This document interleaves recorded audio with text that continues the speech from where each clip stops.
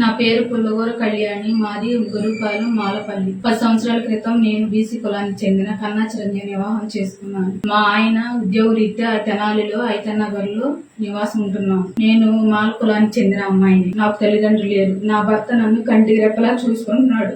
నా భర్త police station లో వర్క్ చేస్తున్నారు. బయలుదేరే క్రమంలో రౌడీ షీటలు దాడి చేసి వారిని ఆయుధాలతో చంపబోయారు. క్రమంలో భయంతో అక్కడి నుంచి పక్కన వెళ్ళిపోయారు. వాళ్ళు పలు కేసుల్లో నేరస్తులని తెలిసింది. ఆ రోజు దళిత సంఘాలు, రాజకీయ నాయకులు ఏమైపోయారు. నా భర్త ప్రాణాలు దక్కడం నాపై చూపింది దయతోనే భావిస్తున్నారు.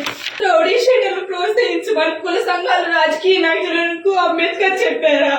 రౌడీ షీటలు దళితులు అయితే నేను దళితులని కాదా? నా భర్త బీసీ దళితుడు కాదా? ఆ రోజు రౌడీ షీటలు దాడిలో నా భర్తకి ఏమన్నా దళిత సంఘాలు, రాజకీయ నాయకులు నాకు ఏమని సమాధానం చెప్తారు? నా కుటుంబాన్ని పోలీస్ శాఖ చాలా అండగా నిలబడింది. రౌడీ షీటర్ పై ఇలా ఉక్కుపాటు మోపడం, నాలాగే మరో మహిళకు ఇలా అన్యాయం జరగదు. నిజమైన దళితులకు అన్యాయం, అవమానం ఏమైనా జరుగుంటే వచ్చి పోరాటం చేయండి. అంతేగాని ఇలా రౌడీ షీటర్లకు, మానవ మృగాలకు సపోర్ట్ చేయొద్దు.